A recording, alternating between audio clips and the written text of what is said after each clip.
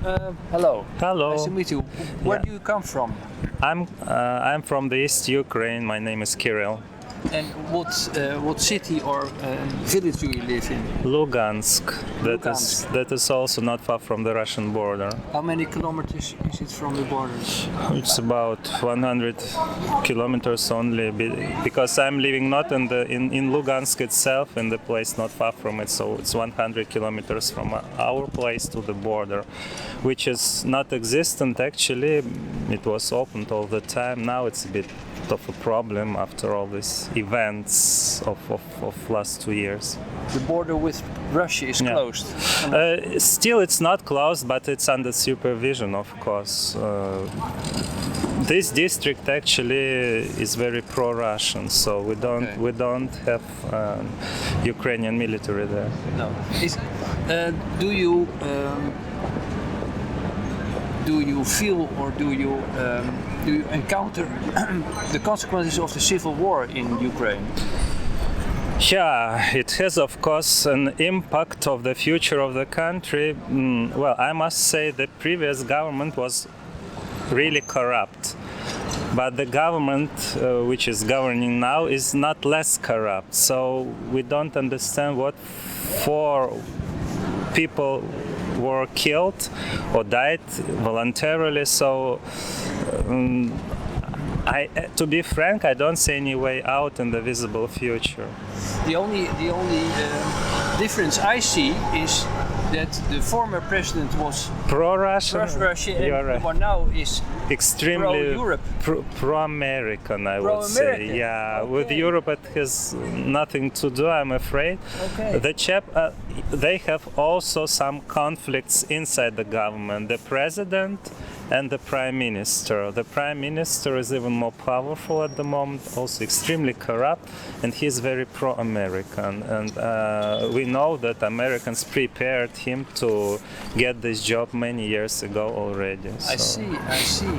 His name is the name of the president is Poroshenko, and this chap, his name is Yatsenyuk. Okay. And how do the people feel in Ukraine about this new government? The government will be changed soon. There is no doubt in that. But what will come up later, we don't know.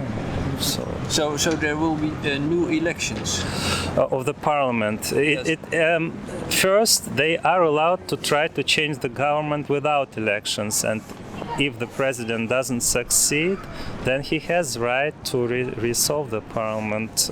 We don't know how far he will go, but we call ourselves now Luganskaya Народная Республика, and that is a sort of a gray zone, semi-independent, not a state, not a republic, something in between Russia and Ukraine. Okay, so the east of Ukraine is somehow independent from... Not completely, partly. Some cities, Lugansk, Donetsk, and something else. Kharkov, for instance, is under the Ukrainian government, but the people are also very pro-Russian because all the industry was working for Russia.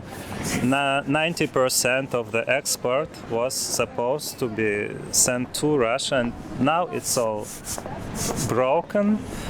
It's not allowed to have any trade with the Russians because it was also military industry. So people don't have jobs anymore. They're just surviving. So there's a lot of unemployment in east of Ukraine due to also in the central Ukraine, but in east is damaged due to the conflict, and it was also heavily bombed. So people don't speak about it here, but it was a real war, and the nationalists they stop at nothing. So. The first law after the change of government was to forbid Russian language. They tried to forbid what? To forbid Russian language, not to forbid it completely. It was called a regional language, so they wanted to abolish this regional status. But then the former, he was not a president. He was the speaker of the parliament. He got the right of veto, so he blocked that. But they tried to pass this law. It was one of the first laws after the change of the government. Of course, people were frustrated because we have 8 million Russian-speaking people. All of us are actually bilingual. It's not a problem, but Okay. it's a matter of principle. And how many people does actually live in Ukraine? 45 million. 45 That million. was before the war approximately, and now maybe 500,000 left to Russia. Okay. And when you look at these 40 million people, how many of these 45. people are in favor of Russia, and how many do you think are in favor of America? It's difficult to judge. In general, I think the majority is more they are pro-European, not pro-American, but they are pro-European in majority. In majority, also in the East, they want to have some balance. But Russia is also a corrupt country, and we must acknowledge that. So we are looking for a model, for a way out, but we see also this story with the refugees. We don't understand how can Europe exist without borders. So people are making mistakes everywhere. Yeah. So we are a bit skeptical about it all. What is your advice? You know about this referendum in Holland? People are being asked to tell whether they are in favor of against the treaty of the European Union with Ukraine.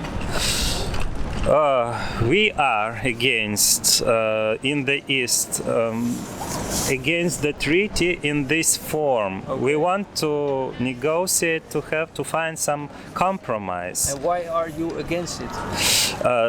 Because then we have problems with Russia. If they sign this treaty, we are not allowed to sell anything.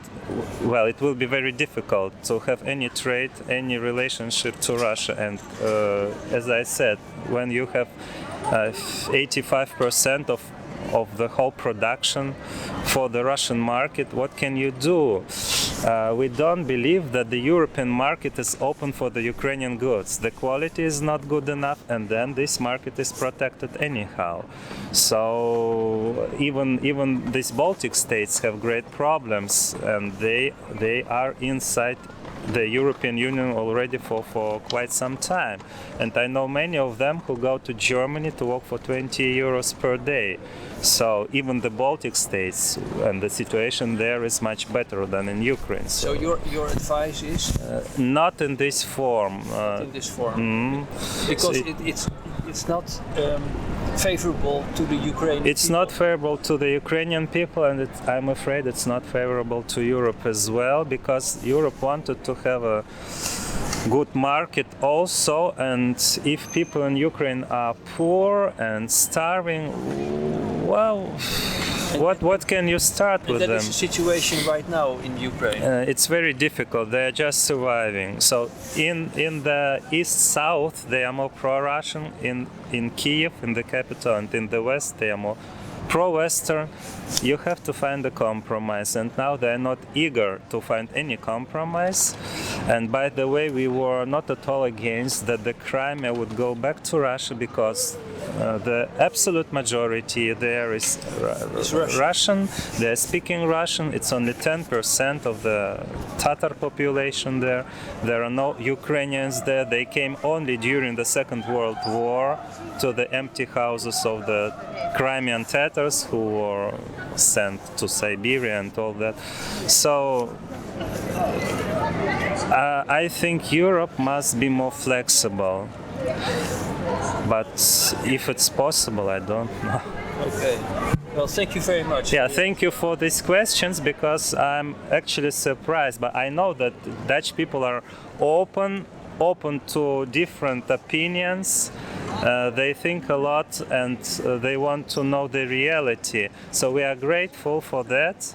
that you try to find out what people really think, what's going on really. We wouldn't expect that from our American friends, but still I'm a bit surprised that something like this is possible, and it's nice of you to do that. Okay, thank you very much. Thank you. Yeah.